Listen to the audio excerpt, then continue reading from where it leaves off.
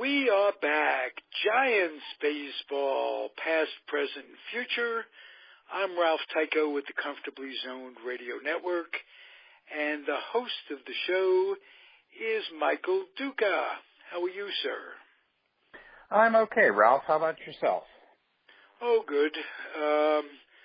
Smoky, though the air is. Safe from the fire. I'm looking out my window, and we have no shadows here. The sky is so thickly overcast that the sun cannot penetrate it enough to give us a shadow. This is crazy. This is apocalypse. We're having a crisis. They had floods in Texas. They had we did have some earthquakes here too in San Jose. And Santa Rosa. Santa Rosa had an earthquake as well? Yesterday. It was a mild one, but, yeah. Just nothing to shake up people in a shelter more than an earthquake. They're in a shelter for fire and they have an earthquake. It's crazy. With the hurricanes, do you suppose it's all global warming? Could it? I mean, if you wanted a explanation.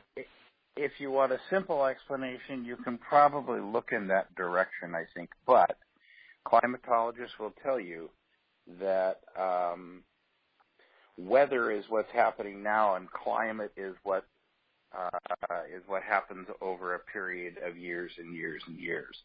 And they are reluctant to ascribe any single event to global warming. But what has been predicted out of global warming is periods of drought, periods of massively increased rainfall in between, and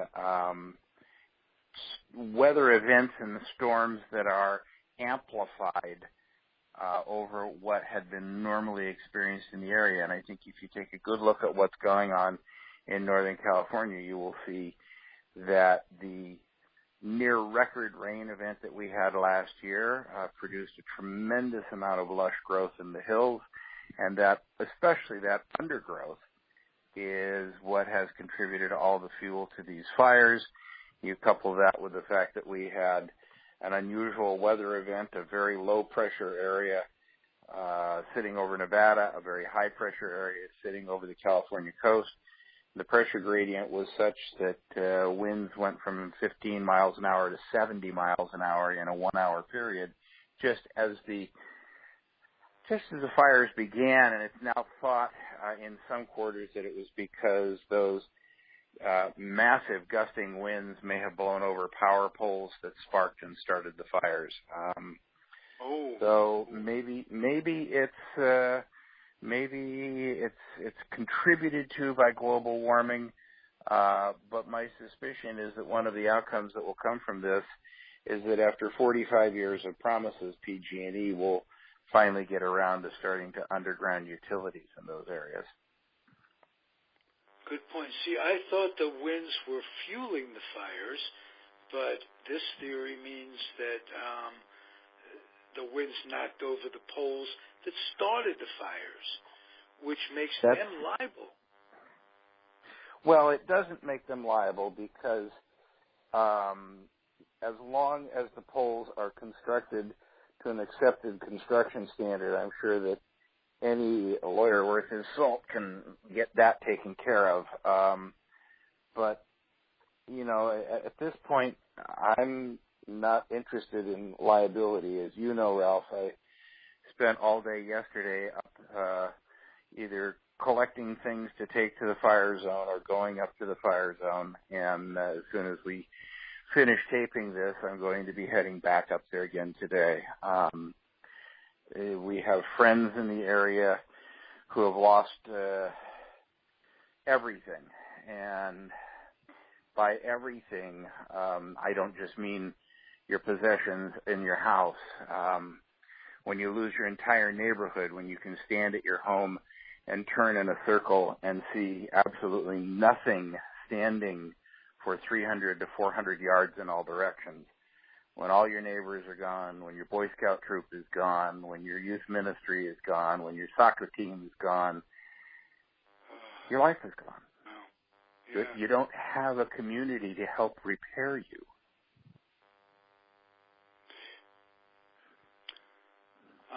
Thoughts and prayers go out. What do you say? I mean, well, what I say is to those who are wondering what they can do, there's a ton of opportunities to volunteer. There's a whole lot of people that need your help. They need a smile. They need an arm around their shoulder. They need someone to help carry stuff out of their house that they're evacuating. They just need. And sometimes just being there is enough. But this is not an event. This is a new life for people. And these fires will not be out for a week or more. And when they're out, they will leave the news and everyone will forget. But that's when the work starts. That's when the volunteers are needed.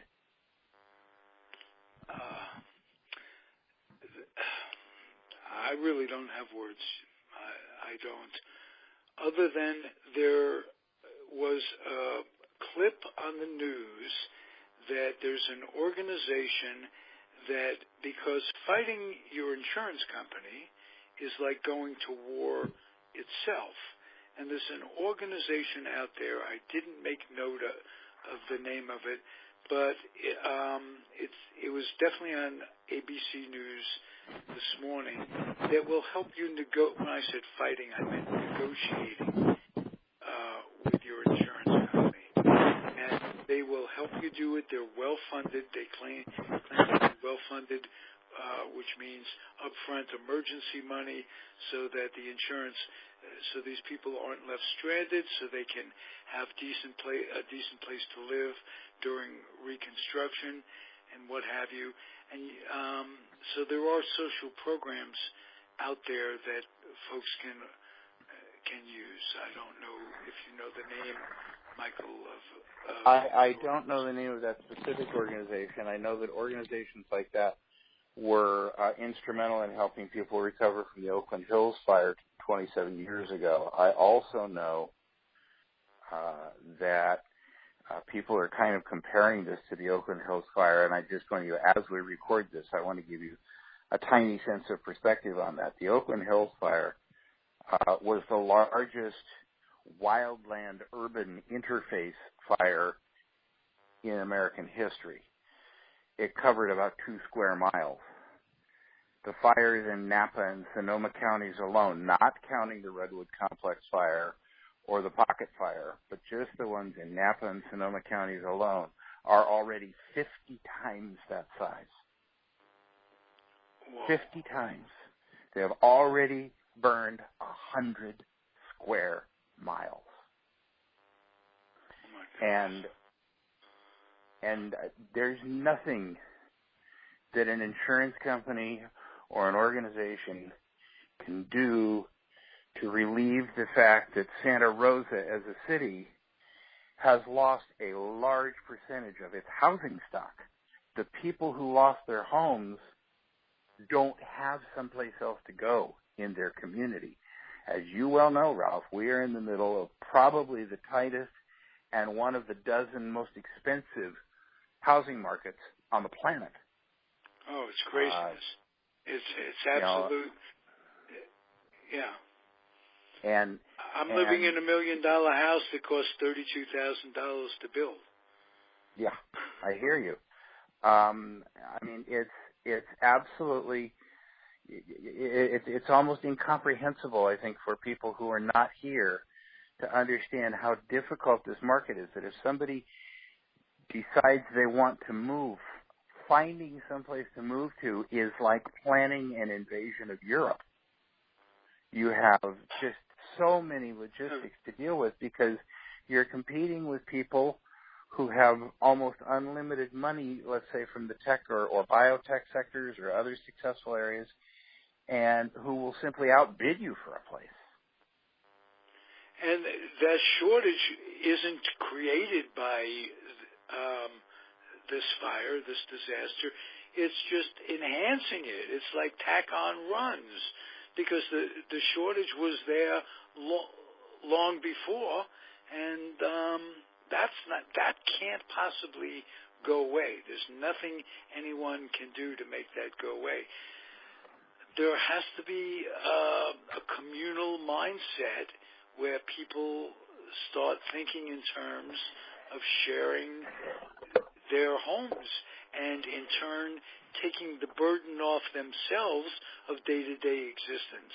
If you have two couples, for instance, and I can speak from personal experience back in the 70s, two couples living communally, much stronger when things are going right, and the emotions don't get in the way. You could live much more, a much better life that way. And now it's an emergency situation. People have to think in terms of banding together. And I'll tell you what, the churches, the mosques, the synagogues, they need to be opening up. They always needed to be opening up to the homeless, and it's like pulling teeth with those folks to do so for a variety of reasons, all of which don't stand up under any circumstances. So I think organized religion needs to step up in this case. Well, I can tell you from my trips up to the area that many of the evacuation centers are church-sponsored. Some churches that don't have enough room to be useful as an evacuation center are instead serving as a drop-off and distribution point for people making donations. One of the problems in a situation like this is that on day one, everybody responds. Everybody goes through their closet. They go to Costco. They go to Walmart. They stock up, and they just deluge these people with far more stuff than they can use. And so, as happened just yesterday at the Marin County Evacuation Center, they were turning people away because they had no way to process all of the donations. When I got up to Petaluma Veterans Center, the pile of garbage bags full of donated clothing was 10 feet by 10 feet by 6 feet high. That's a lot of clothes in one spot. Right. Here's the problem. That'll all be in use by tomorrow, and the need will not go away. The need for food, the need for water, the need for toothbrushes and underwear and socks. And how do people get to work and automobiles, and the work that they had is no longer there? Building thousands of jobs are gone in Santa Rosa. Literally thousands of jobs are gone in Santa Rosa. And as I posted on Facebook a few days ago, the forgotten people in all of this. We sit here and we see the vineyards under stress and the wineries burning, and we think, oh, how terrible, these beautiful buildings are gone and the wineries are gone. The people who tend those vines, some of them illegals, some of them not, most all of them Hispanic, many of those people are having to live literally day-to-day existences, not because they're being mistreated by the people who run the vineyards, far from it, because there's no place for them to live. There's no place in the Napa Valley for someone who makes $12 an hour to live. It just doesn't exist. The Catholic Church has built a large dormitory-type structure in the southern end of the valley to help some of these people with living accommodations. And those people are now going to have what affordable accommodations do exist come under tremendous economic pressure from people who have insurance checks in hand and no place to live. And those jobs cannot be replaced. If you lose the people who tend the vineyards, who know the land, who know the terroir, who know which side of this vine you want to prune because of how the sun reacts on it. If you lose those, you lose the industry, and if you lose the industry, you lose the valley. Wow.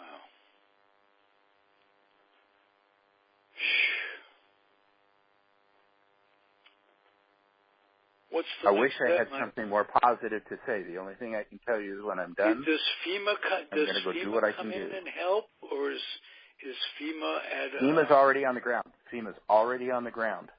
They are okay. directing. They are, there was a town meeting last night at Santa Rosa High School where all the congressmen, all the state representatives were there, and to a man, every single one of them was effusive in their praise of FEMA's immediate and active response. They said they hit the ground running, and they are doing everything within their power to be of assistance at this point. So, yes, FEMA's involved, and they're involved in a very affirmative way. That is music to my ears. That's very nice. A lot of folks becoming socialists, they realize that is what socialism is about. Really, it's a nasty word, perhaps, but it's a lovely word on a day like today. Well, it's an interesting and loaded word. We don't like socialism, and we don't like socialists, but we sure do like people who've been socialized. Absolutely. And it's, the fire department, socialism. The library, socialism. Police department, socialism. I know. I've had this conversation with friends before that, you don't want to, you feel that you can spend your own money better than the government can spend it for you. Okay, I get that. But if you live at the back of a cul-de-sac and the people in the front don't want to pave the road and the fire truck can't get to your house, how's that money helping you? There are some things that just have to be done in the commons. I can't hire my own army to keep the country safe. And, it all comes down to the bottom denominator of our health being paramount in lifestyle, quality of life. And, germs have a way of spreading and not knowing who the rich guy is and who the poor guy is. That's the great fallacy. That's the great fallacy of the vaxxers. The folks who don't believe in vaccines, sure, they're willing to take the risk for their own kids, and that's fine. I appreciate that. They may have that right. But if enough of them do that, then they eliminate what's known as herd immunity. Then they allow the diseases to return that we thought we had conquered.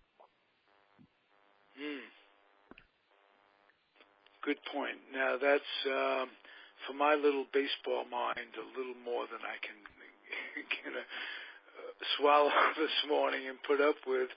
So let's talk a little ball. I know your time is limited, and the best way to talk ball, maybe the best way to cheer us both up, is some Willie Mays. This is a Giant show, and you told me off air that you have a story about Willie that might just cheer me up a little bit. Well, this past weekend, Saturday was the employee appreciation party for all of the Day of Game employees. And as you know, Ralph, my wife, supervises a large chunk of those Day of Game employees at the ballpark. She supervises all of the ushers, guest services people. So she was already there, and I showed up at the end of the party because there was a memorial service being held in the Giants clubhouse for David Lowenstein. Now, nobody knows who David Lowenstein is. He was the umpire's room attendant and a clubhouse attendant, worked for the Giants for 32 years. David Lowenstein was Al Rosen's stepson. Yes. And he had worked for the Astros when Al was there, and he came out and worked for the Giants. And as one of the perks, if you will, that the Giants offered Al Rosen was that they guaranteed that David would be employed throughout his lifetime. David passed away recently at the age of 60. He was a lifelong sufferer of Crohn's disease. He was oxygen deprived at birth. But David was one of the sharper people you'll ever run across, and great prankster, and also great at being the object of pranks. The team members absolutely adored him. They called him by a nickname, Rolo, which nobody remembers where it comes from or came from, but it's been his nickname for 30 years. So we're at this service, and David's sister speaks, and a friend of the family speaks, and Bobby Evans gets up to speak. And I had a David story that I was ready to tell, and I was just getting ready to stand up and ask for the microphone, and there's a rustling in the front right corner of the room, and the legend himself is standing up. And Willie gets up, goes to the microphone, and he says, I don't come to things like this. I don't like sad times. I don't like to cry. I don't like remembering who's gone. I like dealing with life and where I am today. But for David, I'll do this. And then Willie proceeded to absolutely captivate that room for the next 15 minutes. His eyesight is so bad, someone had to show him the microphone that was on a stand directly in front of him. But his memory is still there, and he told David stories that had us in stitches. He said, he said, look at me. He said, I'm up here. He said, talking about this kid who everybody thought was, just another one of those guys in the clubhouse, but he was special. He was a unique person. He was very smart, and he was in tune with people, and he was a caring man. He said David was at the park before you got there, and he was at the park when you left, and in between, he was just working hard, doing some of the most menial jobs there are. They showed a videotape of David at spring training with 56 pairs of baseball spikes lined up in front of the garbage can for him to brush the mud off of them with a wire brush, and then brush them clean, and then polish them for the next day. And he did that every single day in spring training. What was behind amazing the scenes, was... Yeah. Oh, yeah. I mean, David was the living embodiment of what my dad always told me, which is how you do something is how you do everything. And David didn't believe in doing anything halfway. He believed that if you were going to do it, you should do it correctly. And that, I am sure, was handed down from Al Rosen. But it was a special moment because, Willie is getting on in years and is not always able to deal with public speaking any longer. And this was a moment where everything just seemed to move back in time about 30 years. And he said he was only going to be there for a minute or two. He just wanted to be sure that he was able to weigh in on David, and he spoke for nearly 20 minutes. And I can tell you, when he was done, there was no way I was going to ask for the microphone. You don't follow that. You don't follow. No. Good thinking on that one. You mentioned Al Rosen and Willie Mays in the same conversation, and I must tell you, one of my fondest memories of baseball is the Giants ran under Al Rosen when he was general manager. They ran an Old Timers Day with the old Cleveland Indians that played in the '54 World Series.